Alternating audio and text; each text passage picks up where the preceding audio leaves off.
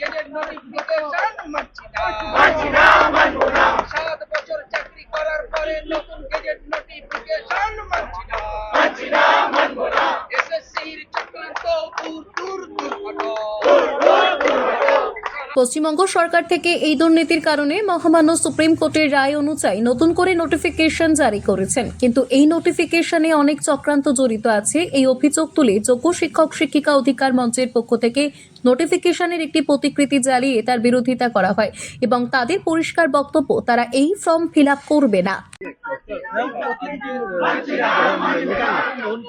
এই যে নোটিফিকেশন বের করা হয়েছে সরকারের তরফ থেকে, সেই নোটিফিকেশনটা কিন্তু যোগ্য শিক্ষক শিক্ষিকা 2016 যারা চাকরিহারা হয়েছে নির্দোষ, তাদের অধিকার রক্ষার সম্পূর্ণ পরিপন্থী এবং সেই নোটিফিকেশনের দ্বারা যোগ্য শিক্ষক শিক্ষিকাদেরকে সম্পূর্ণরূপে তার অধিকার থেকে বঞ্চিত করা হচ্ছে।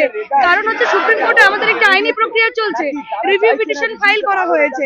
তো সেই রিভিউ পিটিশনের ফলাফল না দেখে কি করে তারা এইভাবে আমাদেরকে পরীক্ষার ফর্ম ফিল আপের জন্য বাধ্য করতে পারেন?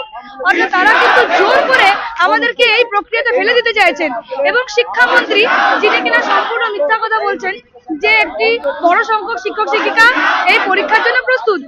আমরা যে চিঠি তার দপ্তরে প্রেরণ করছি যে 15,403 জন আমরা পরীক্ষার জন্য প্রস্তুত নয়, পরীক্ষা দিতে চাইছি না, সেই চিঠি বারবার তার দপ্তরে দিতে গিয়েও তিনি ফেরত পাঠিয়ে দিয়েছেন। সেই চিঠি রিসিভ করেননি, তার রিসিভিং ডিপার্টমেন্ট রিসিভ করেননি। কেন করেনি? তার মানে শিক্ষামন্ত্রী সম্পূর্ণ মিথ্যা কথা বলছেন যে তিনি বলছেন যে এত বড় সংখ্যক শিক্ষক শিক্ষিকারা পরীক্ষা দিতে চাইছেন। তাহলে কেন আমাদের রিসিভ সেন্টার রিসিভ করছেন না? যে 15,403 জন যারা যোগ্য শিক্ষক শিক্ষিকা তারা পরীক্ষা দিতে চাইছেন না, তিনি কেন মিথ্যা কথা বলছেন? তিনি প্রেস বিবৃতি করে বলুক যে তিনি সম্পূর্ণ মিথ্যা কথা বলছেন। তাহলে তিনি এদিকে রিসিভও করবেন না যে কারা পরীক্ষা দিতে চাইছে না এত হাজার জন, আবার উল্টো মিথ্যা কথা বলবেন। তাহলে তিনি কোন মোটিভ নিয়ে এই নোটিফিকেশন বের করে আমাদেরকে বাধ্য করছেন, আমাদেরকে ধ্বংস করতে চাইছেন? তাহলে কি তিনি রিভিউ এর মাধ্যমে আর আমাদের প্রতি তার যে দায়বদ্ধতা সেটা কি তিনি সম্পূর্ণ করতে চাইছেন না? তাহলে নইলে রিভিউটা তিনি মিথ্যা একটা রিভিউ ফাইল করেছেন লোক দেখানোর জন্য, অথবা তিনি প্রেস বিবৃতিতে সম্পূর্ণ মিথ্যা কথা বলছেন যে প্রত্যেকেই পরীক্ষার জন্য প্রস্তুত। আচ্ছা, আরেকটি কথা, আপনারা যদি পরীক্ষায় ফর্ম ফিল আপ না করেন, পরীক্ষায় না করেন, তারপরে যদি নিয়োগ হয়ে গেল যারা নতুন বলছে, তারপর যদি সরকার থেকে বলা হয় যে তারা বসেনি তাদের গাফিলতি, তখন আপনারা কি করবেন? দেখুন, আমরা তো বারবার এই জন্য অনুরোধ করেছি যে ফর্ম ফিল আপের ডেটটা একটু এক্সটেনশন করা। যেহেতু রিভিউ ফাইল আমাদের সেখানে করা আছে, তার ফলাফলটা তো এই পরীক্ষার সঙ্গে সম্পূর্ণ যুক্ত। তো সেই আইনি প্রক্রিয়াটি সম্পূর্ণ করার আগে কিভাবে তারা ফর্ম ফিল আপ করাতে পারেন? তাহলে এই প্রক্রিয়াটা তো সম্পূর্ণ অবৈধ হয়ে যাচ্ছে, সেটা তো তাদের চিন্তা করা উচিত। তার উপরে তিনি আবার মিথ্যা কথা বলছেন যে শিক্ষক শিক্ষিকারা পরীক্ষা দিতে চাইছেন না। তাহলে তিনি আগে তার নিজের অবস্থানটা স্পষ্ট করুন। এইভাবে একটা অনিয়ম চলতে পারে না, আমরা এর তীব্র বিরোধিতা জানাচ্ছি।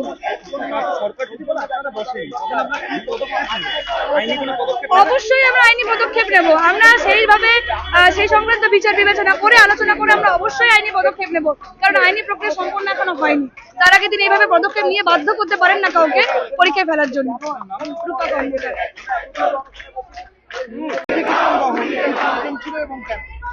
কারণ আপনারা জানেন যে আমরা একটা মানে ভুল বিচার পেয়েছি, সরকারের দুর্নীতি এবং তার শাস্তি স্বরূপ আমরা ফেঁসে গিয়েছি। তাই আমাদের এই যে জাজমেন্ট সেটার পুনর্বিবেচনার জন্য আমরা রিভিউ পিটিশন করেছি।